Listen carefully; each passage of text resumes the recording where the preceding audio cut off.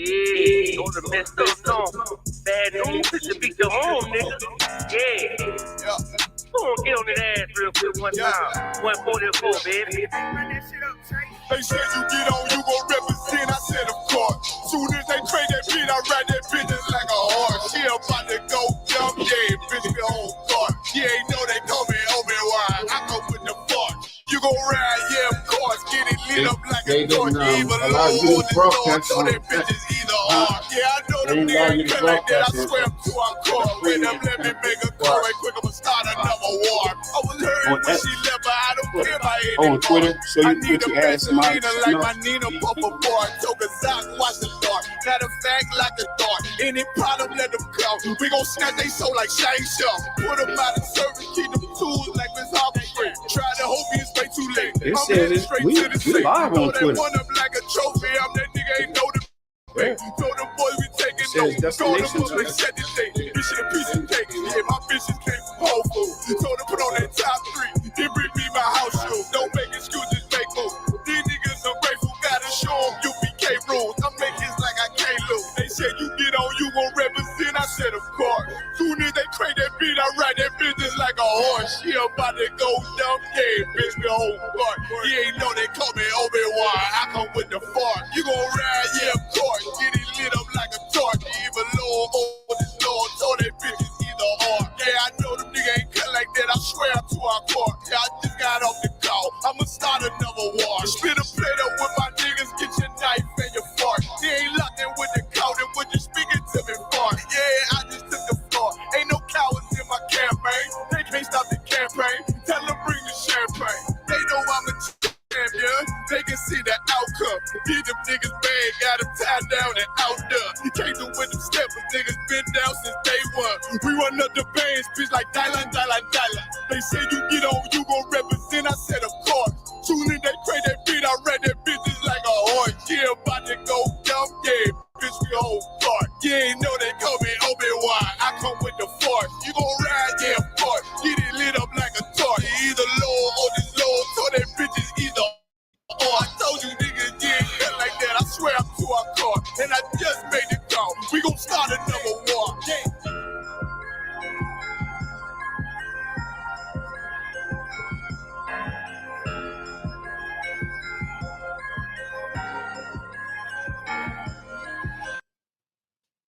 Yeah. Yeah. You know what it is. It is the ISUPK.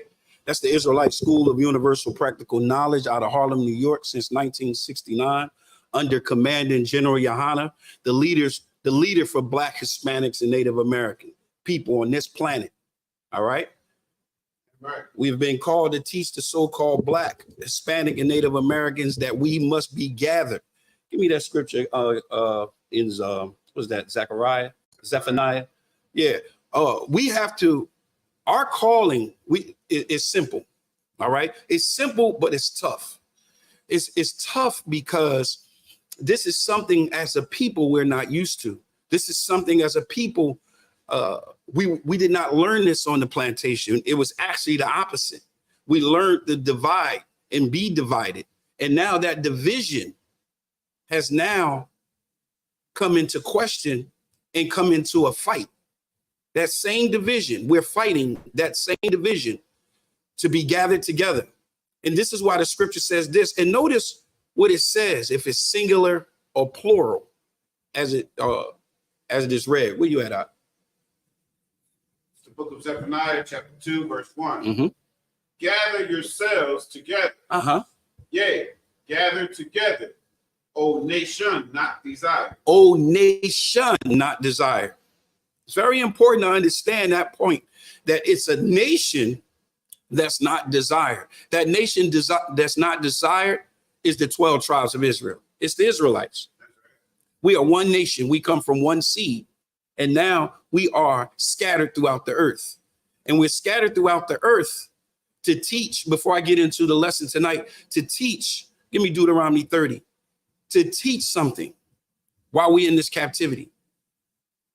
What Deuteronomy chapter 30 is going to say is it's going to tell you what we should be doing in this captivity and what's going to happen after this captivity. Excuse me. after this captivity. All right. It's going to show you. All right. So in Deuteronomy chapter 30 and verse 1, it states. It's the book of Deuteronomy, chapter 30, verse 1. Mm-hmm. And it shall come to pass, when all these things are come upon thee, Mm-hmm. the blessing and the curse, which I have set before thee, and thou shalt call them to mind among all the nations. Where?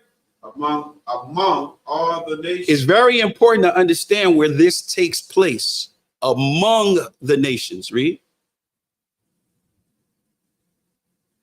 Whether the Lord thy God hath driven thee. We know why we were driven there. We were driven there because we don't want to follow his laws, his statutes, and his commandments. Keep going. Verse 2, and shalt return unto the Lord thy God, Mm-hmm. and shalt obey his voice, according to all that I command thee this day, thou and thy children, with all thine heart and with all thy soul. Come on. That then the Lord thy God will turn thy captivity. Stop right there.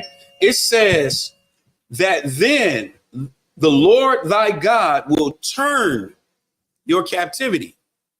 So understand, this supposed to take place where? In your captivity. This supposed to take place in the captivity. Look, verse 2. And shall return unto the Lord thy God. Where? We return unto the Lord thy God in the captivity.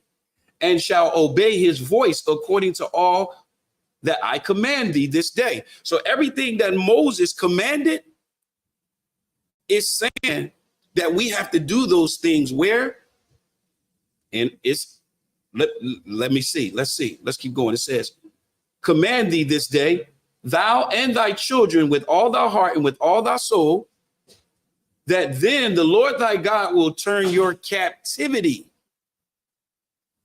It says he would turn your captivity.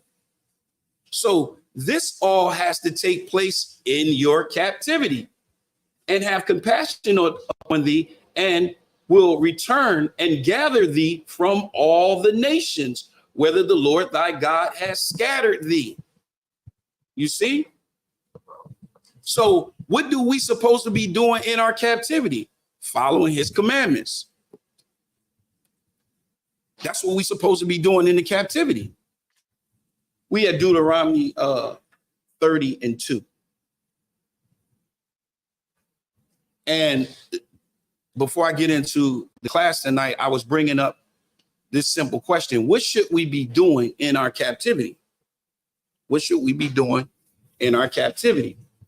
And this scripture shows what we should be doing in the captivity. You can read it. Call out where you at. Deuteronomy 30, chapter 30, verse 2. Mm-hmm. And shall Salakia, go up to verse 1 so we can get context. I know I already read it once before, but you brothers just got here, and and this is something that you need to see. Go ahead, verse 1. Deuteronomy 30, chapter 30, verse 1. And it shall come to pass when all these things are come upon thee, and the blessings and the curse, which I have set before thee, and thou shalt call them to mind among all nations, among all the nations. Among all the nations. So what is this saying?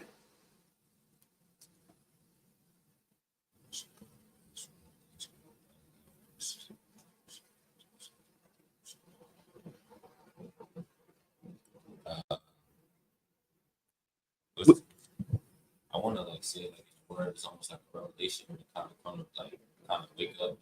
I don't know. You want to take a shot, young man? The Lord, he gonna call his chosen people to just verse 1. Lord thy God have driven thee. Take me up to verse 1 up. It shall come to pass when all these things are come upon thee. It's about all the curses and everything that came upon the nation. All right, so what is verse 1 saying?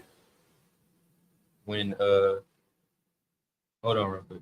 It says, and it shall come to pass when all these things are come upon thee, the blessings and the curses. So once all the blessings and all the curses come upon thee, which I have set before thee, and thou shalt call them to mind among the nations. So you're going to It's all going to come to mind. We're going to come to remembrance, and we're going to remember based on what we see. Like right now, what do we see? We know that we are part of the transatlantic slave trade, correct? Where do we see the transatlantic slave trade? We found it in the Bible. Mm-hmm. We see why we went into the transatlantic slave trade, and we see all the curses. All right. Deuteronomy chapter 28 verses 1 through 15 actually gives you the blessings. We experienced the blessings under David, but Deuteronomy chapter 28 15 1 through 68 is the curses. So he's saying, once we see these things and it comes to remembrance, and now we see these blessings and these curses among these nations, they come to mind, right? Those are the identity markers. Bring that back up for me. Those are the identity markers that we use to identify. Matter of fact, if I may, sidebar, Deuteronomy 28 and 45. Deuteronomy 28 and 45. Well, I want you to go there. I want you to go there. Set 35, 45. Exactly what that script with Deuteronomy 30 and 1 is saying goes right along with it. I'm gonna be into the lesson in just a second. Read it. This is Deuteronomy chapter 28, verse 45. Mm-hmm. Moreover, all these curses shall come upon thee, and shall pursue thee, mm-hmm. and overtake thee, mm-hmm. till thou be destroyed. Right. Because thou hearkenest again not unto the voice of the Lord thy God, mm-hmm. to keep his commandments and his statutes which he commanded thee. Right. This is the same thing in Deuteronomy chapter 30 and verse 1 and 2. He's calling us to bring into remembrance and to do. Keep going. And they shall be upon thee for a sign. For what? For a sign. For what? For a sign. So what is a sign? A sign would be if you're going and you're looking for an address, you would look for that. The street sign. The street sign. That's the sign to let you know that's the block. Boom, the number. So those are markers to give you direction, right? That's what we're looking for. We're looking for these signs for direction. Keep going. And for a wonder. And upon thy seed. That's the most important part. Seed. The seed. It's up on one nation, one seed. Get me back to Deuteronomy 30, and then we're gonna go ahead and get into the class.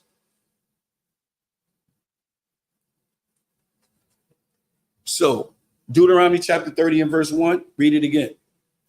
Deuteronomy chapter 30, verse 1, mm-hmm. And it shall come to pass when all these things are come upon thee, mm-hmm. the blessings and the curse, mm-hmm. which I have set before thee, mm-hmm. and thou shalt call them to mind among all the nations, mm-hmm. whither the Lord thy God hath driven thee. So where you was driven at because you did not want to follow those commandments, the commandments he gave you, now he's telling you to do what? Hold on. What'd you say? Say it again. To mind them. Keep them, bring them into mind. Start doing them. Not eating pork, not eating swine, not eating crabs and shellfish. You know what I'm saying? Not going and celebrating birthdays and Christmas and Easter and doing the Easter bunny and the rabbits and all the whole shebang. Because that's what being born again means. Born again means that all things become new. You don't come out of the womb knowing nothing. It's whatever you're taught. So now what you're doing is you're coming to Christ like a child, and you're doing as he do. And what he did was he followed the commandments. One thing Christ did was he followed orders. Keep going. And shalt return unto the Lord thy God, and shall obey his voice according to all that I command thee. All that I command thee. Very important. All that I command thee. That's the whole commandment, all the law, the whole Torah. Keep going. Thou and thy children with all thine heart and with all thy soul. Keep going. Verse 3. That then the Lord thy God will turn thy captivity and have compassion upon thee, and will return and gather thee from all the nations, whether the Lord thy God have scattered thee. So what is he saying right there? So we all gonna come back together from wherever he scattered. Exactly. He's gonna read everything. How we were scattered in those ships, he gonna bring us back. Everywhere we went, he gonna bring us back. Keep going. If any of thine be driven out unto the outmost parts of heaven, from thence will the Lord thy God gather thee, and from thence will he fetch thee. Keep going. And the Lord thy God will bring thee into the land which thy fathers possessed, and thou shalt possess it, and he will do thee good and multiply thee above thy fathers. Come on. And the Lord thy God will circumcise thine heart and thine heart of thy seed to love the Lord thy God. One more. With all thine heart and with all thy soul, that thou mayest live. And the Lord thy God will put all these curses upon thine enemies. I had to get to that part. Had to get to that part.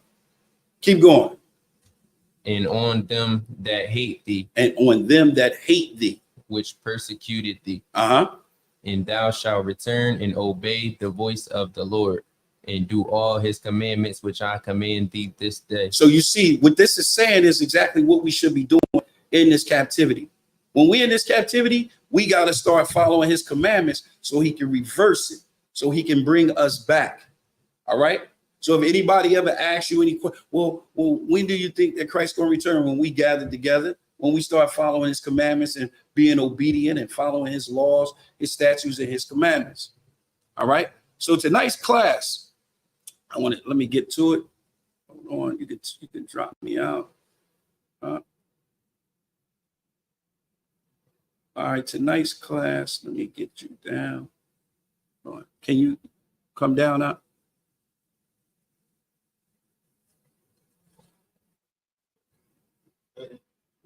Yeah. Did you? Yeah. Remove Deuteronomy off of this screen. I want to put mine up. You did? Oh, Sabaki.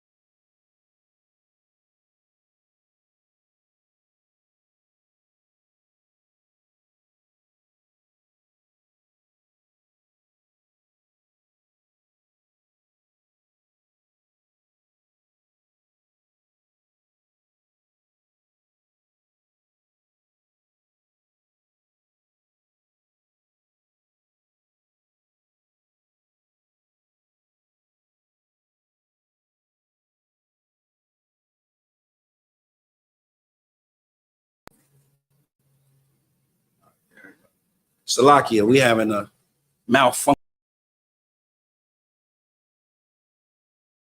Pull me up. That was you that pulled me up.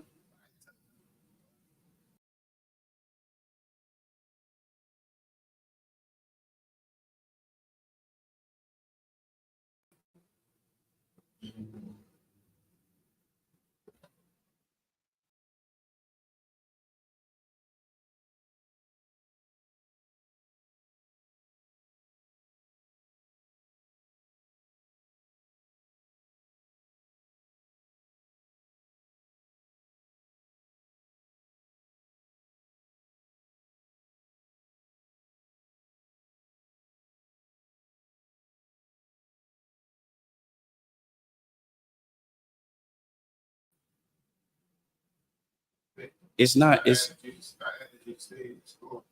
you added it. I'm up. Salakia. I don't know what's going on. We're gonna have to hold on. We're going to do it. We're going to do the class a little different tonight because it's acting up on me big time here.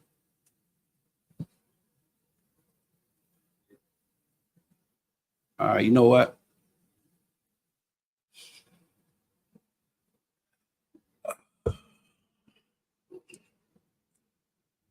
All right, you know what? We just got to do it from the muscle.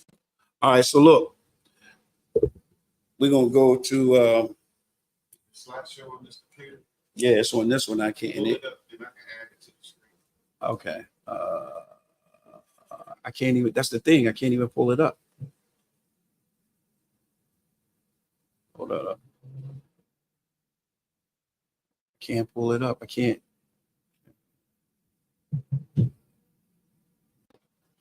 Hold on. Like I can't pull it up at all. It ain't even like my screen for sharing is not up here. So it's to hold on.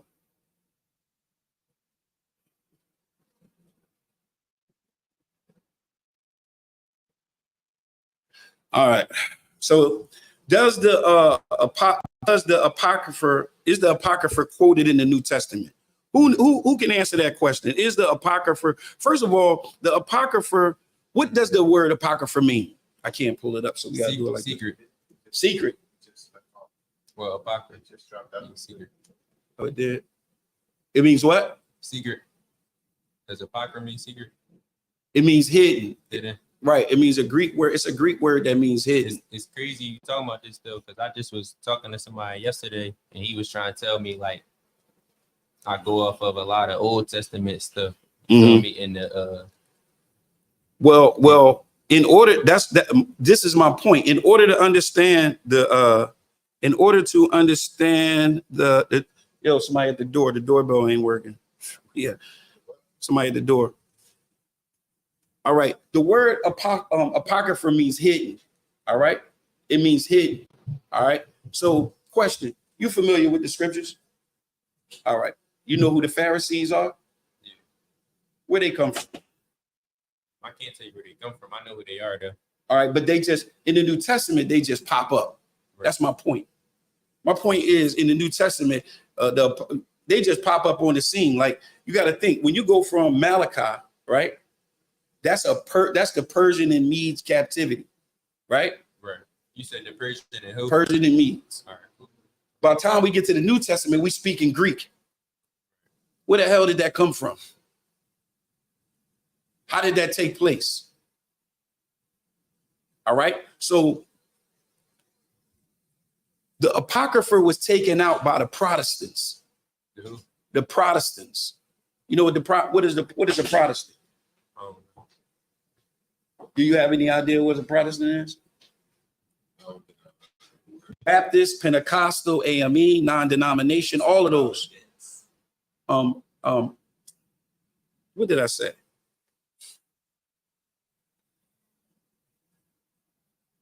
The Protestant. Mm-hmm.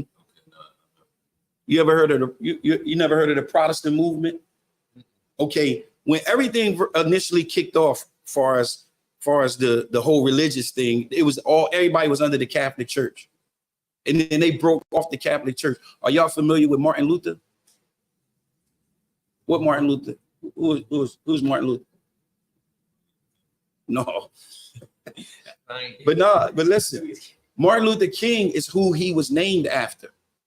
Martin Luther King's name used to be Michael, but his father changed his name to Martin Luther. His father changed his name, and then he changed Martin Luther's name to mirror the man that started the Protestant movement. The man that said that the Catholic Church, he said, listen, he taught that they can break off. You know how when people say they go in and they're gonna start their own church, they're gonna start Pentecostal or Baptist or not, whatever the denomination is, that's all a part of the Protestant movement. All right. So within that Protestant movement, they decided to remove the Apocrypha. They removed the 14 books out of the Bible. All right. That's what they removed, 14 books.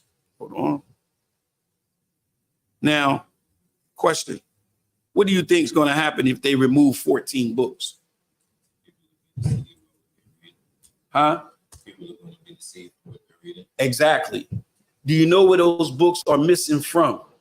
Where would they be? Where would the time frame? The Old Testament. But where?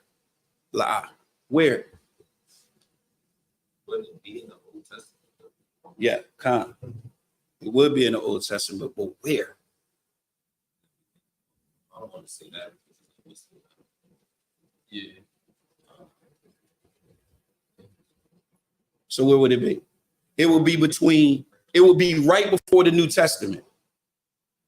It would be right before the New Testament. All right. So if it's right before the New Testament, do you think that Christ and the apostle, everyone in the New Testament would have known about it? And if it's 14 books, would they have been quoting from it? Would they have been quoting from these 14 books? Yeah. Go ahead. What you say? I can't hear you. Okay, so would they be quoting from it? Huh? Why? Because it's not, you're not meant to know the truth. You said what? You're not meant to know the truth in captivity. No. I'm talking about Christ. Oh, yeah. Would the apostles have been? Would they talk about the Apocrypha? Should we find some evidence of the Apocrypha in the New Testament? Yes. Do you know where? The laws, statutes, and commandments. Nah. Nah. The first one I want you to go to is John. This is a simple one while I'm trying to pull this up. I want you to go to John 10 and 20, 21 and 22. John 10 and 22. I'm just trying to pull this up. I really want this up here. John 10 and 22. Mm-hmm. Hold on a second. And it was at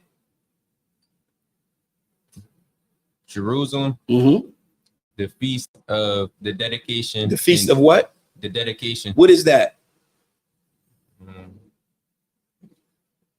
High Holy Day. What if I was to tell you that that's not in the Bible no more, but it used to be in there, and you used to be able to go and find it, but now you can't find it? The feast of dedication. The feast of dedication. Mm-hmm. The feast of dedication is a time when we were under the during the Maccabees. All right, it's a time when they took out the Bible. They took it out. All right. Hold on. I got my PowerPoint up. Good. All right. So we about to pull this up. Let me get her. There we go. Go ahead. What? Say again about like when. What just happened? The Apocrypha will basically be taken out for some reason. Man, something don't want me to do this. You said what? I was just thinking like when if I talk to my brother, I bring this up. Go ahead. Like where would I say like that the Apocrypha was taken out or wasn't? Go right where I just sent you, John 10 and 22, and then ask him. Ask him. Say you ask him. You say, "Where's this? What is this?" And Jesus is celebrating it. Should it be in the Bible? So look, I want y'all to go to Matthew 7 and 17. Let me get that out because I got to do it. Man, she is giving me a time tonight. All right, well, I might be lucky right here. Hold on. Oh, there we go. So like you said, Matthew what? You said 7 and 7. I want you to go to Matthew. Hold on, I'm gonna tell you. Matthew 7 and 17. So what am I saying is that the Catholic Church, off of the Catholic Church sprung everybody else. That's why everybody believed in Mary was born like Hercules. I mean, Jesus was born like Hercules. Mary got impregnated by a god. This is the reason why everybody sprung from the Catholic Church, because they are the ones that came up with it. All right. So can anything good come from the Catholic Church? Why? This is why. Matthew 7:17. This is why. Read. Matthew chapter 7, verse 17. Mm-hmm. Even so, every good tree bringeth forth good fruit, but a corrupt tree A what? But a corrupt tree. So I'm saying if the Catholic Church is corrupt, right, it's a corrupt tree. Keep reading. But a corrupt tree bringeth forth evil fruit. This is why so much evil in the Christian church. It's because the Christian church is the offspring from the Catholic Church. And a bad tree cannot bear good fruit. Keep going. And a good tree cannot bring forth evil fruit. Neither can a corrupt tree bring forth good fruit. Because nothing good can come out of it. Nothing good can come out of it. Nothing. Now, during the time of when they colonized this land, the Bible that they used was called the Geneva Bible. All right. I want y'all to understand it was called the Geneva Bible. All right. And what you see up here, you see a Geneva Bible from 1560. All right. Now, what's also interesting is, and I brought out in another class, this is a list of all of the Bibles that had the Apocrypha in it. And as you can see, it's quite a few. And one of them that's very interesting on this list is called the King James 1611 version.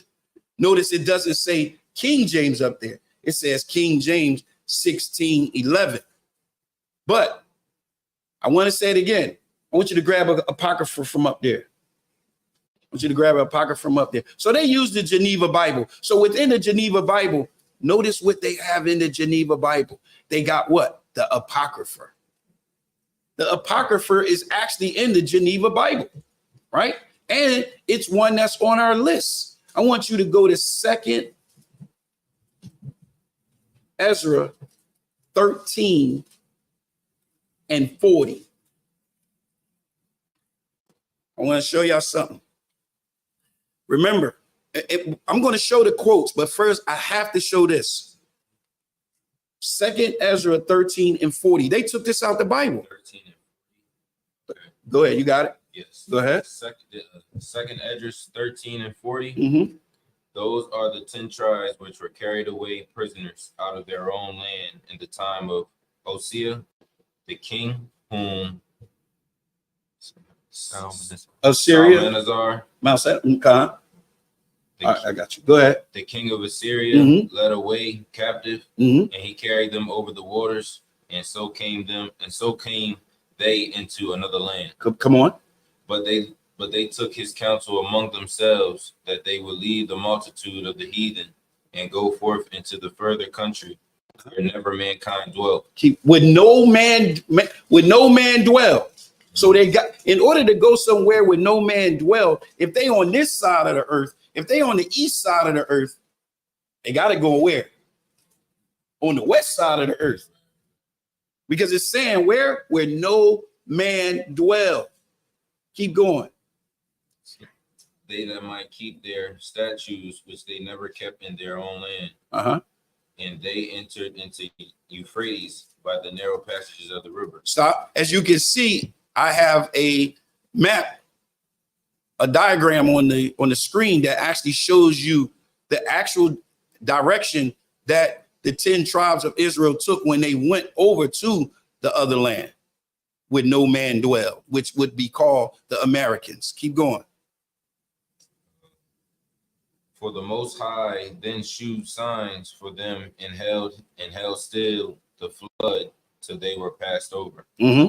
For through that country there was a great way to go, namely of a year and a half, in the same region called Azareth. All right, you can stop right there. Now, if you look up the word Azareth, right, it'll tell you that you can look this up in the Jewish encyclopedia. And in the Jewish encyclopedia, it'll tell you that it's America. So he came to America. So it was, now understand it was in the Bible that the pilgrims used. That was in there. I'm gonna prove it again. Now, what I'm about to play is, this is from a movie from the early 90s, like 91, 92. Listen to what he says in this Hopefully, hold on. Might have to. Hold on, give me 1 second. I might have to switch it over. Give me 1 sec. Yeah, I gotta bring it up. I got it. I gotta share the other one.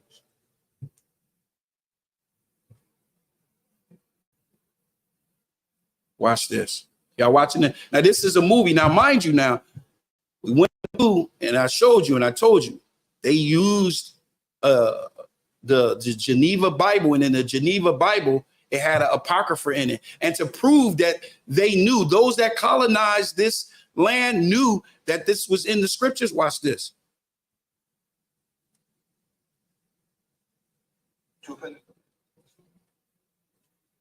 Asia is the richest kingdom. Can they hear it? No, can they hear it? Nobody. Oh, it's off screen? All right, hold on. Here or by land, but the Turks have closed this road too. Is it up there now? Why did you wish to sail west? To open a new route to Asia. Asia is the richest kingdom, the land of spices and gold. At the moment, there are only two ways of reaching it. By sea, sailing around the African continent. The journey takes a year. Or by land. But the Turks have closed. Play it back. To all All Christians. right, they want me to play it back one more time. Salakia. Can't hear it up here, but those online can hear it. Right. Why did you wish to sail west? To open a new route to Asia. Asia is the richest kingdom, the land of spices and gold. At the moment, there are only two ways of reaching it. By sea, sailing around the African continent. The journey takes a year. Or by land. But the Turks have closed this route to all Christians. There is a third way. By sailing west across the ocean sea. The distance is unknown. It's said to be infinite.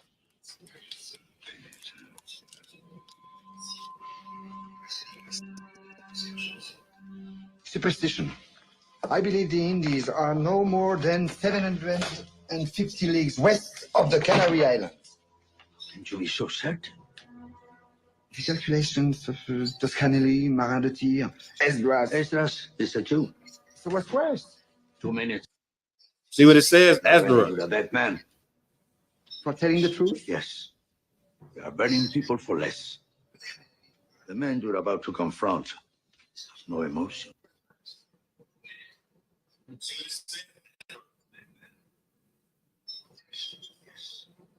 All right.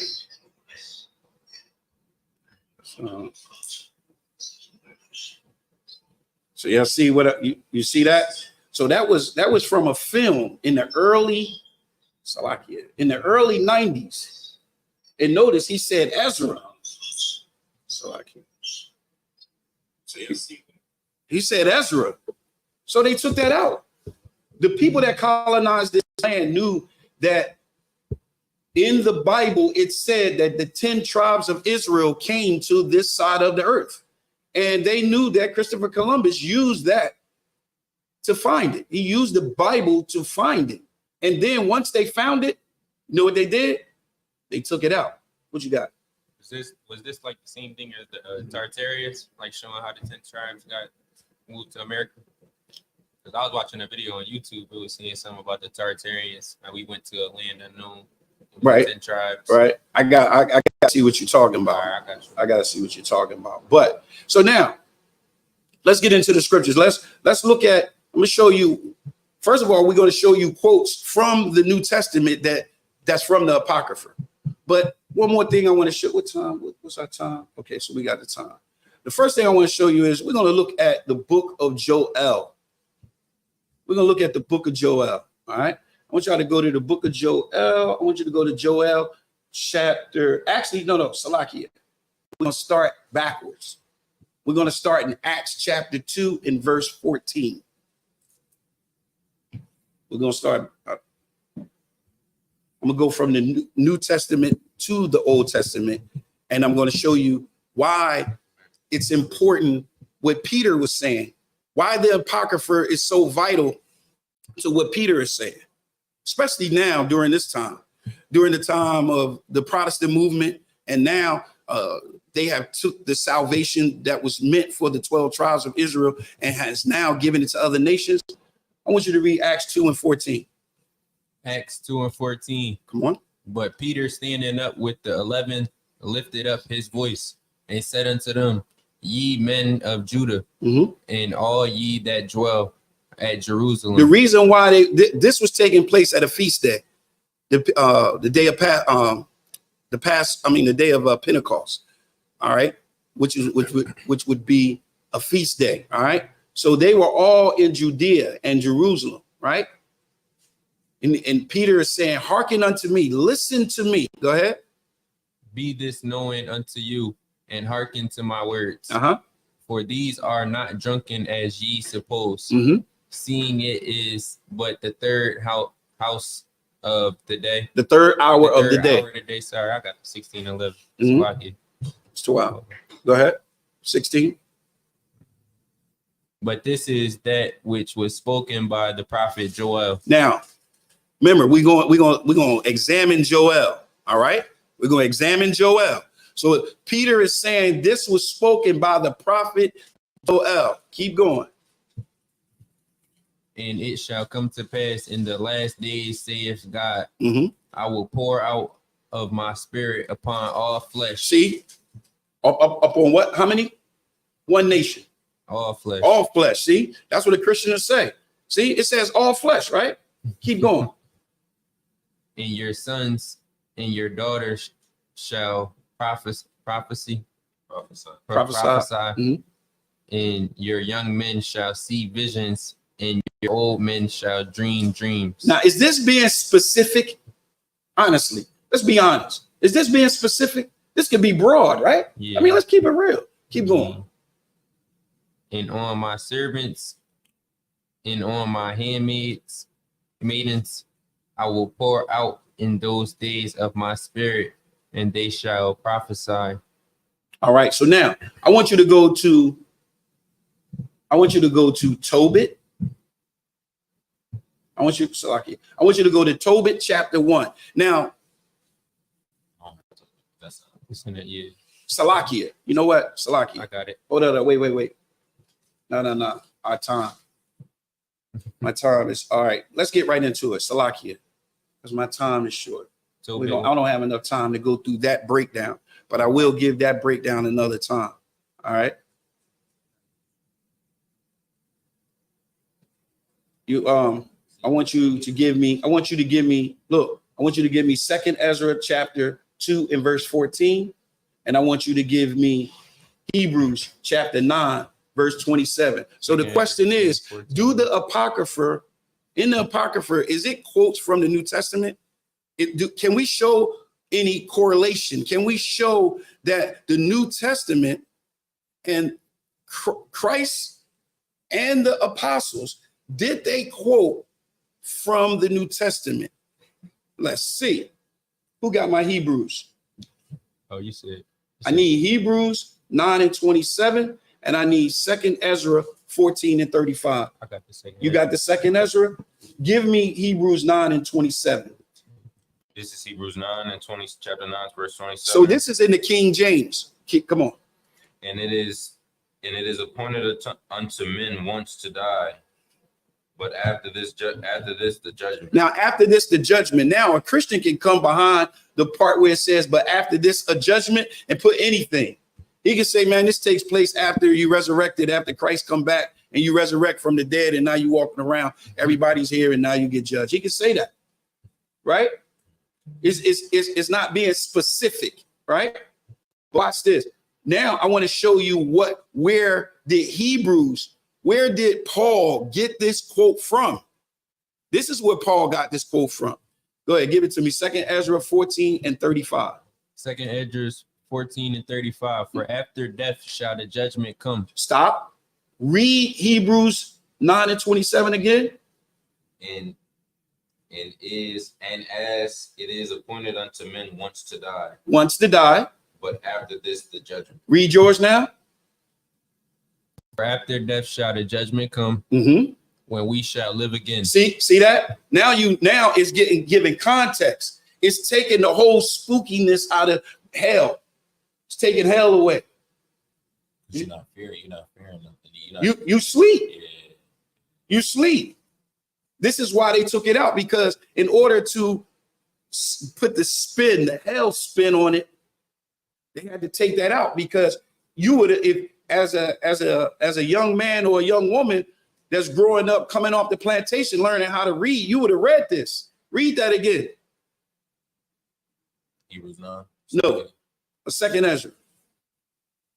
Second, for after death shall the judgment come, when we shall live again. And then shall the names of the righteous be manifest, and the works of the ungodly shall be declared. Shall be declared. So what happens? With the scripture, with the Bible is saying, now you can put it in context. Now you can put a precept with that. And you can say, look, when you die, you come your judgment. And your judgment is going to be when you shall live again. Then you're going to sleep until that time comes. And then when you get here, you're going to serve out that judgment. That's what's going to happen. All right. Now, are we making that up? Did we pull that? Hold on. I want to give me 1 sec. Did we make that up? Hold on.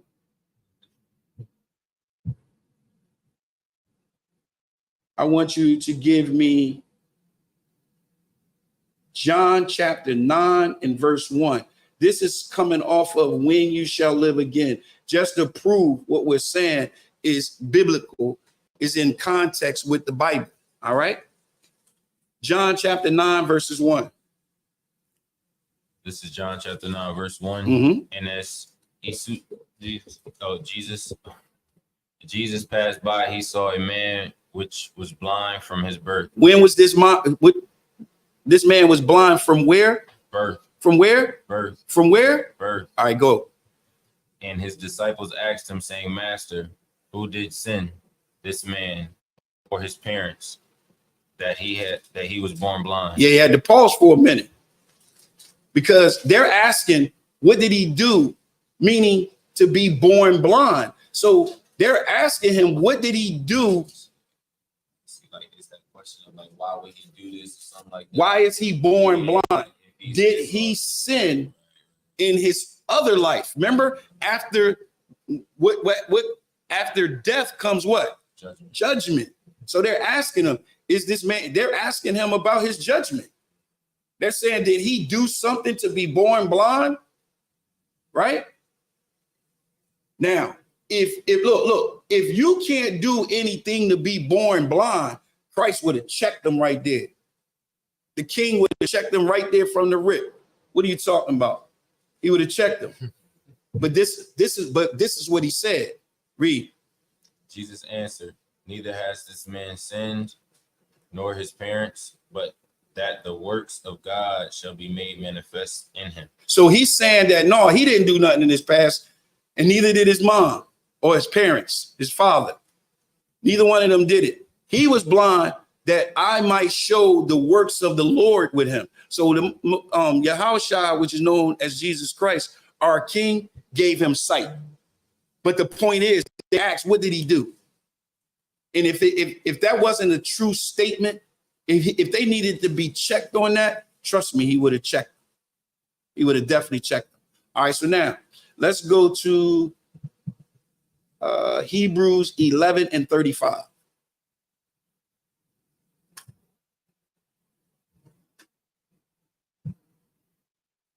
I got quite a bit of quotes. Like, it's a whole lot of them, but I had to pick and choose which ones I wanted to present. This one I think is a very strong one to present, because it allow us to read about an event that took place in the Apocrypha. All right. And we're going to be at Maccabees 7, 2nd Maccabees 7. I want you, who got Hebrews 11 and 35? Let's get it. Hebrews 11, chapter 11, verse 35. Women recused. Is that how you say that? Salakia? Oh, no. Women received. Receive. Oh, it's the you right there. Receive their dead raised to life again. Wait. Do you understand that right there? Read that again. Women receive their dead raised to life again. What is that saying? I want you to think now. Think. You received your baby was like, I don't. Yeah, your child. Your child is like born to a dead. Born dead? No, hold on. Receive their dead, receive life. So it's like, I don't. Go ahead. They received their like sons like born again, like into a different light.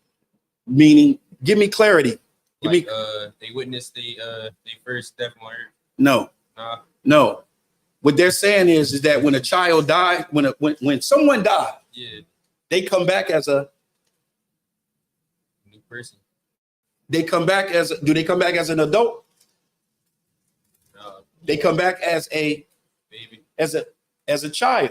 Yeah. Women receive their dead raised to life again. Watch, you're gonna remember y'all gonna see. Remember what we just talked about after death comes judgment when you shall live again. You about to see all of that right now. Watch this. Keep going. And others were tortured, not accepting deliverance, that they might attain a better resurrection. That they might obtain a better resurrection.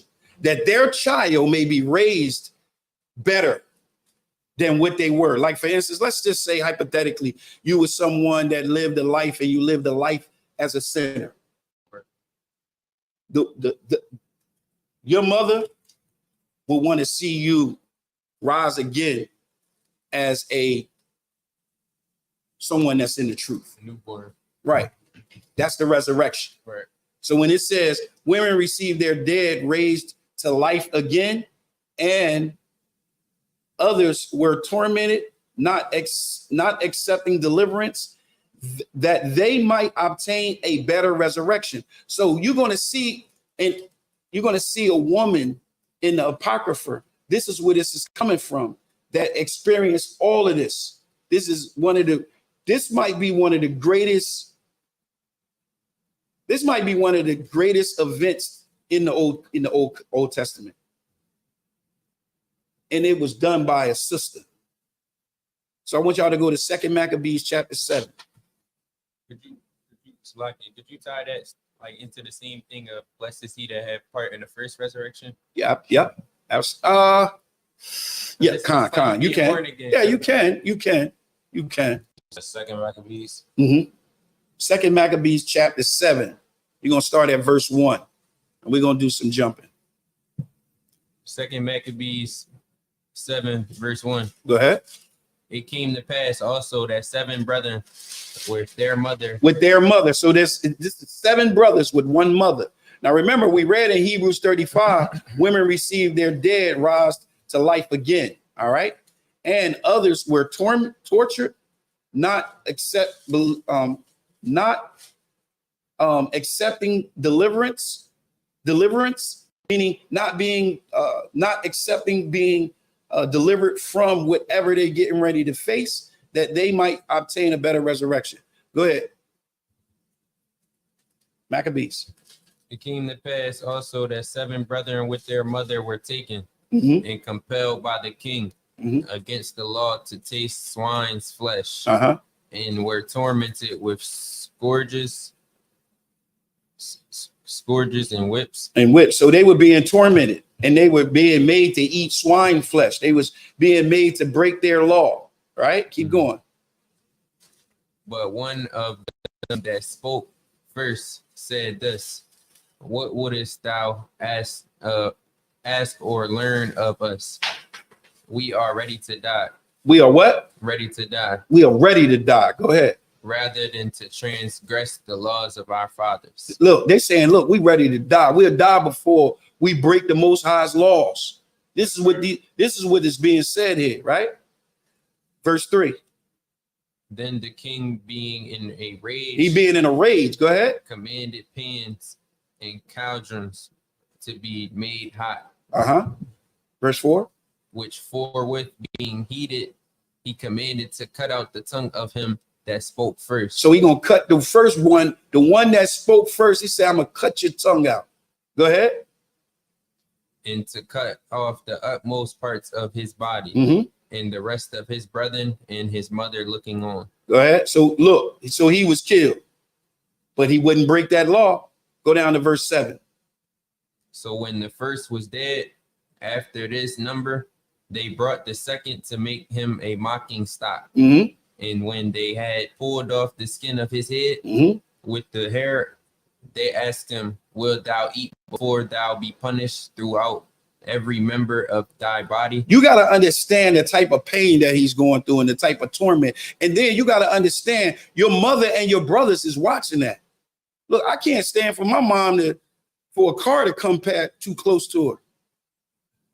I can't stand for anything to happen to my brother, but I'm watching my brother and he's peeling off the skin off of his head, taking the hair, he's scalping him. Go ahead. Exactly right. They like to give it that type of bad reputation to the so-called Indians. You know what I mean? But they originated torment and right. But they say that's what they do. They're savages, but no, they're the real. They the savages. They are the savages. So the second one he peeled off and scalped him, and then they asked him, "Will thou eat before thou be punished throughout every member, every part of your body? Do you want to eat before we do horrible and painful things to every part of your body?" Verse 8. But he answered in his own language and said, no. Wherefore he also received the next torment in order as the former did. Understand, he said in his own language, he said, La'ah. La'ah. Let's get it. What you got? Right? Verse 10. After him was the third made a mocking stock. So now here comes the third brother. Go ahead. And when he was required, he put out his tongue, and that right soon holding forth his hands manfully. That's all they had to do was eat the swine. That's all they had to do. Go ahead, verse 11. And said courageously, these I have from heaven, and for his laws I despise them, and from him I hope to receive them again. In so much that the king Salakia, go down to verse.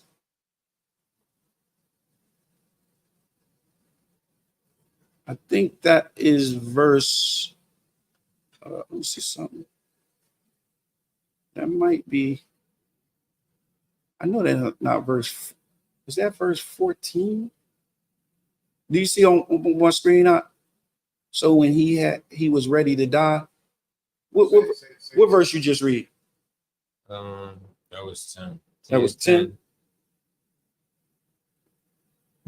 And well, I read 11. I read 11 too. It was before 10. No, go down to verse 12. Yeah, that's what I was Gary. Go ahead. And so much that the king and they that were with him marveled at the young man's courage, for that he nothing regarded the pains. Verse 13. Now when this man was dead also, they tormented and mangled the fourth in like manner. 14. So when he was ready to die, he said, thus it is good, being put to death by men, to look for hope from God to be raised up again. So you see that? Now I know Christians probably thinking they talking about when Christ returned and everybody coming in. No, he's talking about being reincarnated, coming back. All right, coming back. Look, when Abraham was going to sacrifice Isaac, that's what was in mind. He knew that his son, he would come back. I'm gonna show y'all. But before that's the last thing I do before we leave the class. All right. But I want to get through this. All right. So you just read 14. Yep. Read 15. Afterward, they brought the fifth also and mangled him. Excuse me. Then looked. No, now the fifth one was mangled. I want you to go down to verse 18. Okay. After him also they brought the sixth, who being ready to die said, "Be not deceived without cause, for we suffer these things for ourselves, having sinned against our God. Therefore marvelous things are done." Verse 19. But think not thou that takest in hand to strive against God, that thou shalt escape unpunished. That thou shalt escape unpunished. Slakia. All right. So verse 20.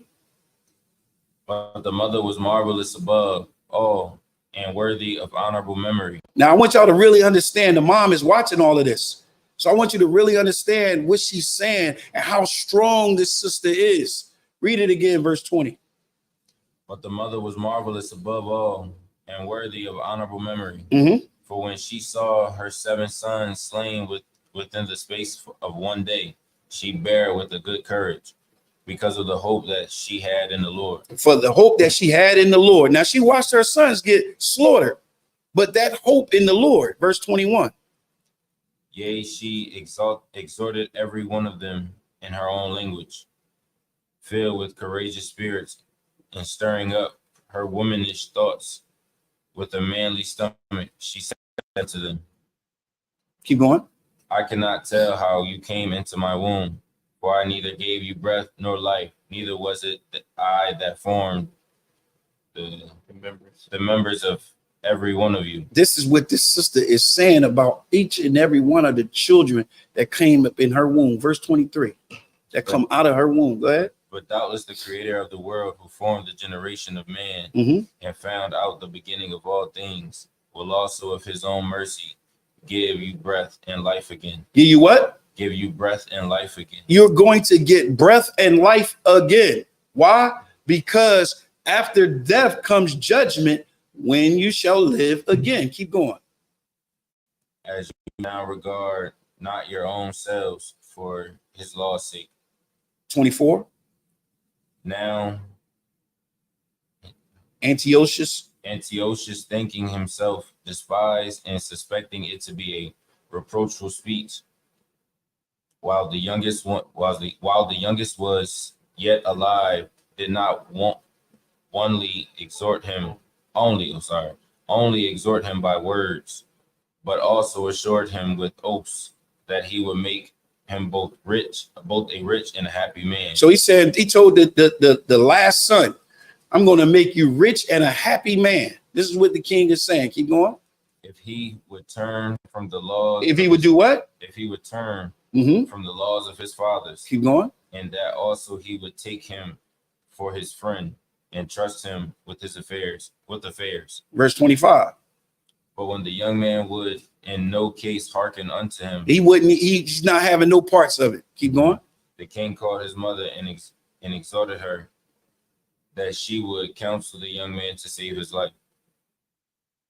And when he had exhorted her with many words, she promised him that she would counsel her son. 27. But she bowing herself towards him, laughing, the cruel tyrant to scorn, spake in her country language on this manner. Speaking in Hebrew. Okay. O my son, have pity upon me that bare thee 9 months in my womb and gave thee such 3 years. Gave such 3 years and nourished thee and brought thee up unto this age and endure the troubles of education. 28. I beseech thee, my son, look upon the heavens. Look upon the heavens. This is what she's saying to her son. Go ahead. Look upon the heaven and the earth and all that is therein. And consider that God made them of things that were not, and so was mankind made likewise. Come on. Fear not the tormentor, being worthy of thy brethren. Take thy death, that I may receive thee again in mercy with thy brethren. While she was yet speaking these words, the young man said, Whom wait ye for? I will not obey the king's commandment, but I will obey the commandment of the law that was given unto our fathers by Moses. And thou that hast been the author of all mischief against the Hebrews shall not escape the hands of God. For we suffer because of our sins. And though the living Lord be angry with us a little while for our chastening and correction, yet shall he be at one again with his servants. All right, now stop. Now, do y'all get it when it says in Hebrews 11:35, the women received their dead raised to life again, and others were tormented, not accepting deliverance, that they might obtain a better resurrection? So they rejected the deliverance. The woman rejected anything that Antiochus the king said to her to save her children in the hope of what? A better resurrection. All right. So now let's get into a couple quotes. Just wanted to get that off. The first one we're going to go to is go to Sirach 29, which is Ecclesiasticus. Ecclesiastes, right? Ecclesiasticus 29, chapter 29, 10 and 11. I want you to get me, young man in the front. I want you to get me Matthew. One of y'all give me, who's going to get me Ecclesiasticus 29 and 10? All right. You got it? You give me Matthew 6, 19 and 20. Which one you want first? Give me Matthew, because that's that's clean. You know, y'all can receive that easier. Go ahead. Matthew 6 and 19, 6 and verse 19. So this is what Yahweh, which is Christ, is saying, and this is what he said. Go ahead. Lay not up for yourselves treasure upon earth, where moth and rust doth corrupt, and where thieves break through and steal. But lay up for yourselves. No, that's the wild. No, go ahead. 19 and 20. Go ahead. But lay up for yourselves treasures in heaven, where neither moth nor rust doth corrupt, and where thieves do not break through nor steal. Now, what is that saying? What is that saying? Now, how would they know what Christ was saying? They could relate to what the king was saying because they know that this comes from the Apocrypha. Go ahead. What you about to say? What, before we talk about it, let's read it. You can give me James 5 and 3 too. Yeah, but you go ahead and read what you got. 10 and 11. Ecclesiasticus 29, 10. Mm-hmm. Chapter 29, verse 10. So remember, Christ says, store up for yourselves treasures in heaven, where neither moth nor rust consume, and where thieves do not break in and steal. Go ahead. I want to read it. I just wanted to read it again. Lose thy money for thy brother and thy friend, and let it not rust under a stone to be lost. Verse 11. Lay up thy treasure according to the commandments. According to what? According to the commandments of the Most High, and it shall bring thee more profit than gold. Now, it's saying lay up the treasures according. This is the most important part, and this is the part that you don't see in Matthew. Go back to Matthew 6, 19 and 20.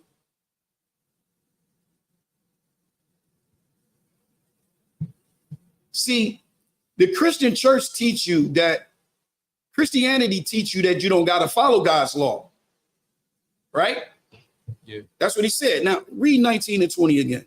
Lay not up for yourselves treasures upon earth, where moth and rust doth corrupt, and where thieves break through and steal. But lay up for yourselves treasures in heaven, where neither moth nor rust doth corrupt, and where thieves do not break through nor steal. So how do you lay up treasures in heaven? I'm asking this young man right here. According to Matthew's 16 and 19, because they knew what Christ was talking about, you should know what Christ was talking about too, because you just read Ecclesiastes. You have to lay up your treasures according to what? According to the commandments. You see, that right there changes everything. I want you to understand, Walk with me for a minute. Walk with me for a minute. When it says lay up your treasures in heaven, a Christian would think that that's just doing good deeds. But what if the good deeds you're doing is not according to the law? Would you be storing up treasures in heaven? No. Exactly. One thing for sure and two things for certain. The Jews knew what he was talking about. But now, because they took out the Apocrypha, they took out Ecclesiastes that says, Ecclesiasticus that says you store up your treasures according to the law. They took that out. And they just left that part in. Store up your treasure, store up yourselves treasures in heaven. Right. You're not thinking that your blessings in heaven comes from you following the law. You see how they change it? See how they flip it?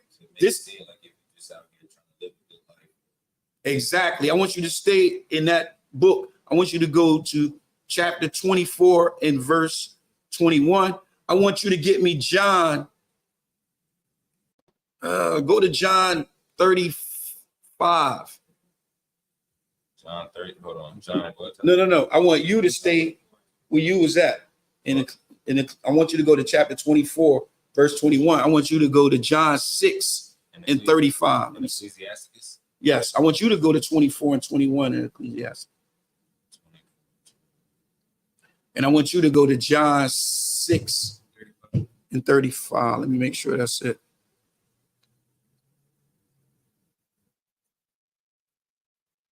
All right, I want you to read your John 6 35. and 35. Mm-hmm. And Jesus said unto them, I am the bread of life. He that cometh to me shall neither hunger,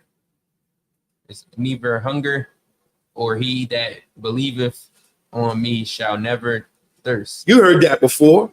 I know you heard that before. You've been in church probably all your life, right? Yeah, you heard that before. I am the bread of life, right? Whosoever cometh to me will never hunger, and whosoever believeth in me shall never thirst. Now I want you to read where he's quoting this phrase coming from. You got it? Yes. Ecclesiastes 20, chapter 24, verse 21. Mm-hmm. They that eat me shall yet be hungry, and they that drink me shall yet be thirsty. What verse you at? 21. 21. I got those who eat. Go ahead, read it again. They that eat me shall yet be hungry. What is that talking about? The bread. Right. But what is it referring to? Wisdom. Wisdom. Okay. Wisdom. Now read John 6 and 35.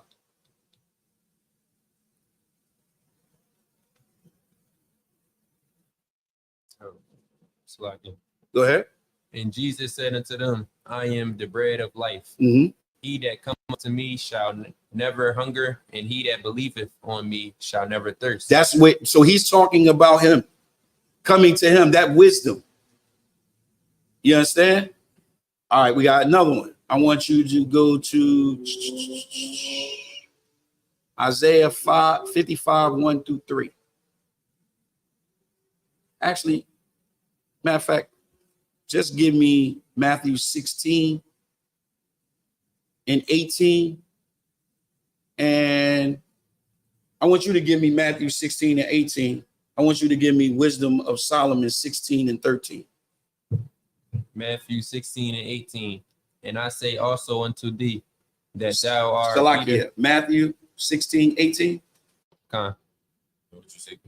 I told you Wisdom of Solomon 16, 13. Read yours.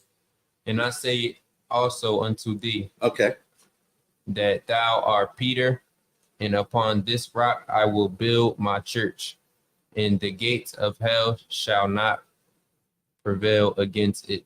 Now go to Wisdom of Solomon 16 and 13. This is Wisdom of Solomon, chapter 16, verse 13. For thou hast power of life and death. Mm-hmm. Thou leadest to the gates of hell and bring it up again. And bring it up again. So this is where this comes from. This is where this comes from. Wait a minute. Give me Matthew 27. This is a good one right here. Give me Matthew 27. You give me wisdom of Solomon 2 and 18. You give me Matthew 27 and 43. This one. Matthew 27 and 43. Mm-hmm. He trusted in God, let him deliver him. Go up to 41. Likewise, also the chief priests mocking him with the scribes and elders said, he saved others, himself he cannot save. If he be the king of Israel, let him now come down from the cross. So they're saying this for a reason. They saying if he be the king, if he be the God's son, let him deliver himself. Let God deliver him from his adversary, right? This is the reason why they are saying that. You got it? Read it. For if the just man be the son of God, he will help him. And deliver him from the hand of his enemies. And it says, you got King James. All right. So it's the same thing. This is why they're saying it. They're saying if he be a righteous man, if he call himself the son of God, then won't he call the Most High God to deliver him from his enemies? Y'all see it? You see the similarity? It's not identical, but you can see that this is what was said. This was at the crucifixion. Exactly, when they was mocking them. And they was like, look, if you be the son of God, then call him to deliver you from your adversaries. They're saying that because this is scripture. The scripture says, if a righteous man is the son of God, he will help him. The Most High will help him and will deliver him from the hands of his adversary. Go ahead. I know it's like really careful, but the Passion of Christ, remember in that part of the movie, the crucifixion? No, I ain't see it.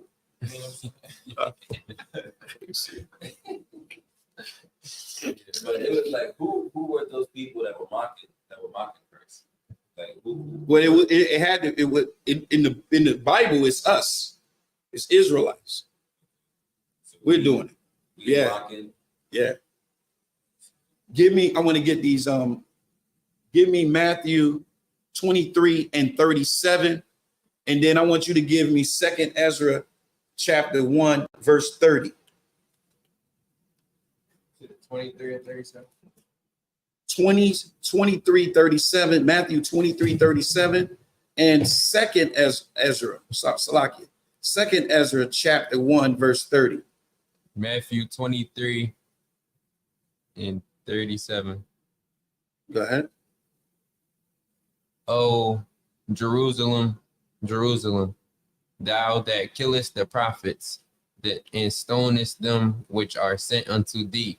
How often would I have gathered thy children together, even as a hen gather her chickens under her wings? All right. So now you're going to see where they can relate to what he's saying. If you were then and you read the Apocrypha and you studied the scriptures, you would know exactly what he's saying because of this. Go ahead. 2nd Ezra chapter 1 verse 30. Mm-hmm. I gathered you together as a hen gathered her chickens under her wings, but now what I shall do unto you, I will cast you out from my face. All right. Go ahead. Just to add on to that, what you just saying, reading right there, verse 32 in the Apocrypha. I mean, verse 2nd Ezra 1 and 32 and 33 goes right along with that too. Go ahead, read it. It says, I sent unto you my servants, the prophets, whom ye have taken and slain and torn their bodies in pieces, whose blood I will require of your hands, saith the Lord. Thus saith the Almighty Lord, your house is desolate. I will cast you out as the wind will stubble. And Matthew 23, verse 37 and 38, it says exactly that. O Jerusalem, Jerusalem, thou that killest the prophets and stonest them which are sent unto thee, how often would I have gathered thy children together, even as a hen gathers her chickens under her wings, and ye would not. 38, behold, your house is left unto you desolate. That's the same as 2nd Ezra 1 and 33. So this directly correlates with the Apocrypha. So it's showing you that it really wasn't no real reason for them to take out the Apocrypha. Give me 2nd Ezra chapter 7. Like right here, this is one of the, like, Christians should love this right here. They should love this precept right here. They should love it. They should love this one. I don't know. It's no reason why they should have taken the Apocrypha out, except they were trying to hide something. And as you can see, we see different quotes that Christ and the apostles, we saw James, we saw Paul, right? And Peter made quotes from the Apocrypha. But this one right here is really compelling right here. This precept that I'm about to pull right here is compelling. So here is 2nd Ezra chapter 7 and verse 1. Ezra is talking to the Most High, and he's talking to an angel. Watch this. Can you read verse 1? 2nd Ezra chapter 7 verse 1. Mm-hmm. And when I had made an end of speaking these words, there was sent unto me the angel which had been sent unto me the night of before. So it's an angel that he recognized from the night before. I want you to go down to verse 28. Look to see what the angel said. 28. Mm-hmm. At 2nd Ezra chapter 7 verse 28. For my son Jesus. For my who? For my son Jesus. Now this is in the Apocrypha. This is 400 years before the Messiah. This is 400 years before the Messiah.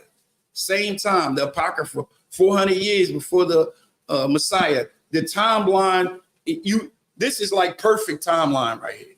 This is like perfect. All right, go ahead. For my son Jesus shall be revealed with those that be with him, and they that remain shall rejoice with him for 400 years. Shall rejoice within 400 years. So within 400 years, the people will rejoice because his son would be here. This is in the Apocrypha.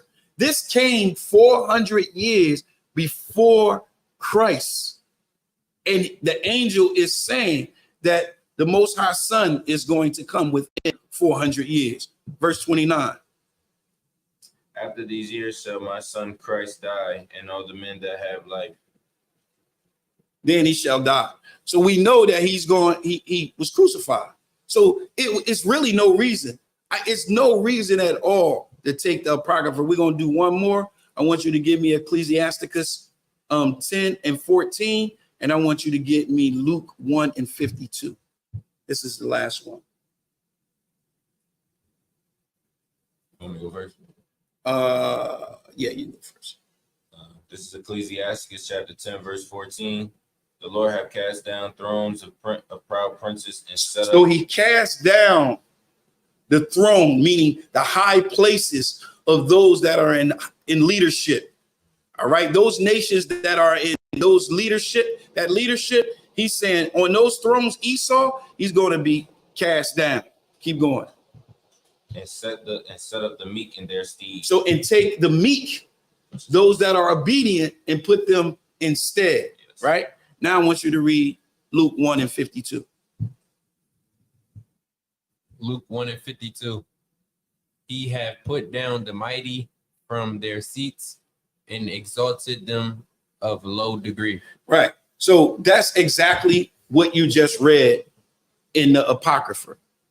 So, and it's many more. I have a lot more, but I was trying to break it down for time's sake. Because we got started a little late, had a couple issues with the computer, but we was able to get that through. But y'all got any questions? That's a good breakdown. All right.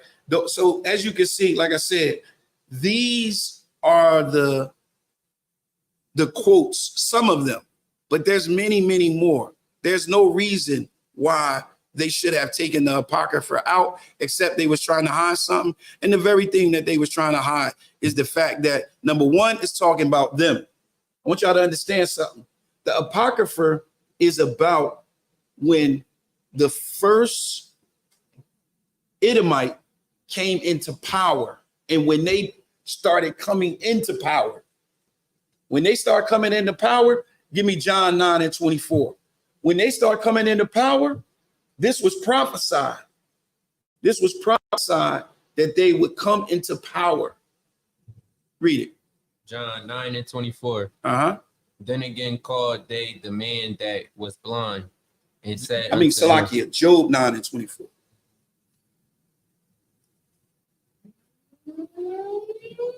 Job. Job. Hold on, let this. Hey.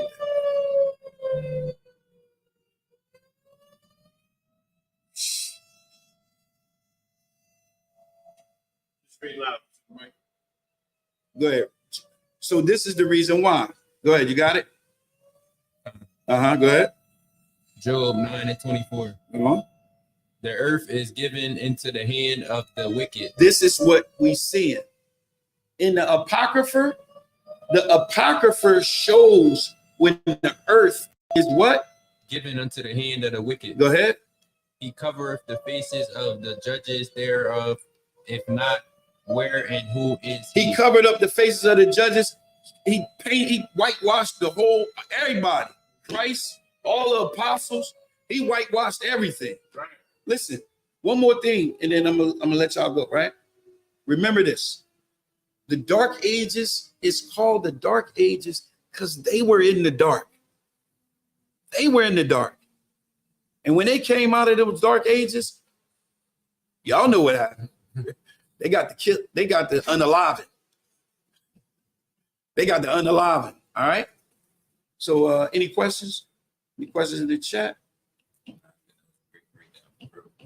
All right, we're gonna turn the class over. I do have a question. What's your question? That part that we were reading about the woman receiving her dead to life again. I think that's what That's Hebrews 11:35. So was the woman that was watching her sons? Who was that? Yeah, that was her. That was Mary.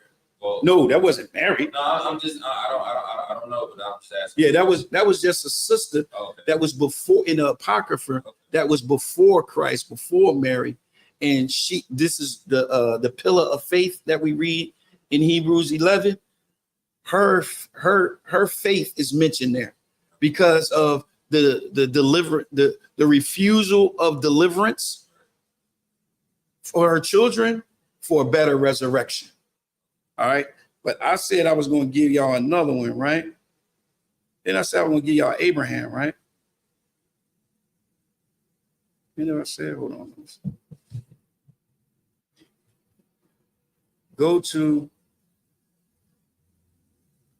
Hebrews.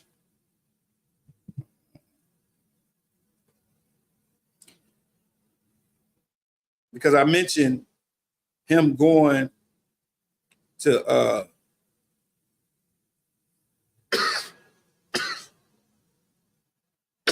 go to Hebrews 11:8. I think that's it. Hold on. That might not be it.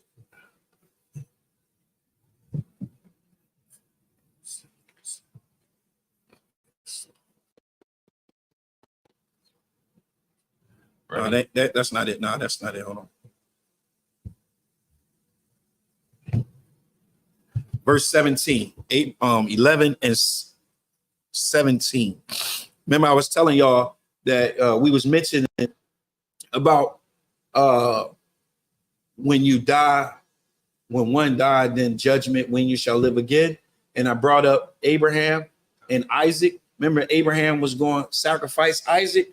Now, if somebody was to ask you and say, oh, you're telling me that he was going to kill his son? Yeah, he was going to unalive him.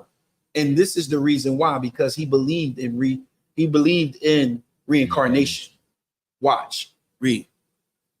By faith, Hebrews chapter 11, verse 17. Mm-hmm. By faith, Abraham, when he was tried, offered up Isaac, and he that had received the promises offered up his only begotten son. So he's saying that by faith he was tried to offer up his only the one son, Because this was the son which was to receive the promise. If you get rid of him, the promise is gone, right? Keep going. Of whom it was said that in Isaac shall thy seed be called. So you need him. Go ahead. God was able to lock it, accounting that God was able to raise him up even from the dead. Remember we read how they come from the dead? Right. Now you see the language. Read it again. Accounting that God was able to raise him up even from the dead, from whence also he received him in a figure. So he's saying that he received him already from the dead. He knew that he was going to receive him again. See, this is something that the Christian church don't teach. The reason why the Christian church don't teach it is, that's a mean one, ain't it? That's an ISUPK breakdown. That's a One West breakdown. Good. Good. Nah, I just don't think I ever really heard that. No, and you never will. You know why? Because they rather teach hell. They rather teach and try to scare you with the tactics that they used from the plantation. You understand? The Most High wants you to do is he wants you to store up your treasures in heaven according to the commandments. Turn the class over to precinct officer Taziawa.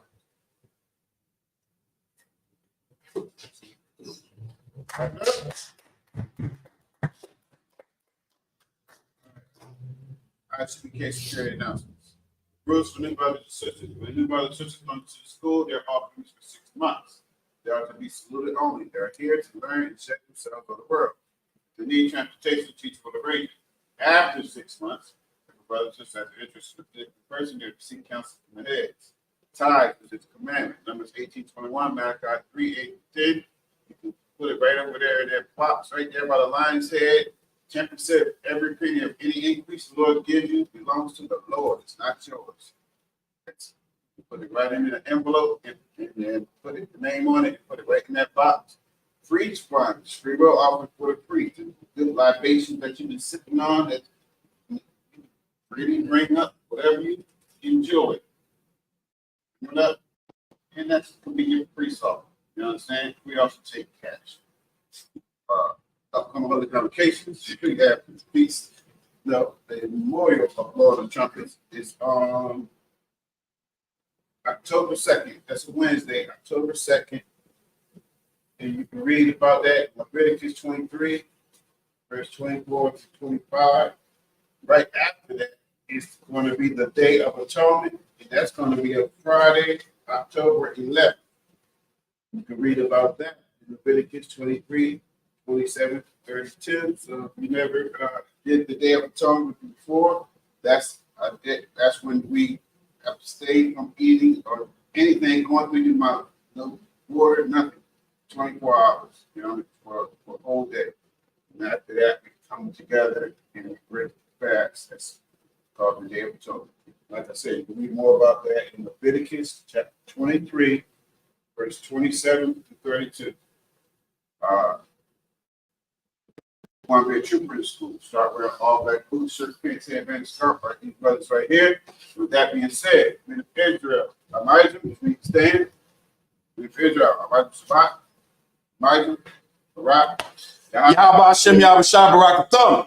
God's on top. Sorry, we determined to get a sister courtesy to do. In Israel, Elijah Shabbat, Elijah, Barak, Yahweh Shema Atham Ba'Shem Yahushua. God's on top. God Smith.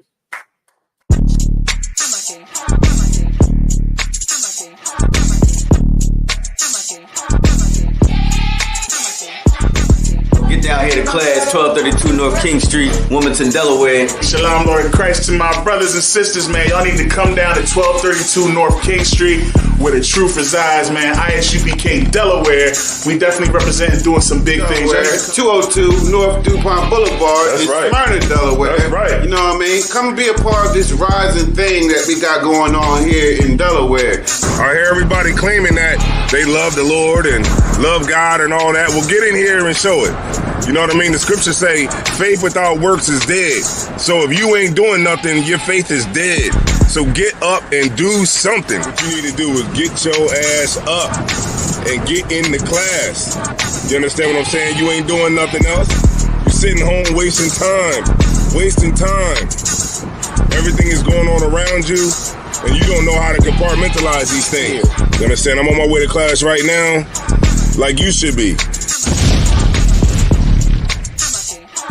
You know what I'm saying?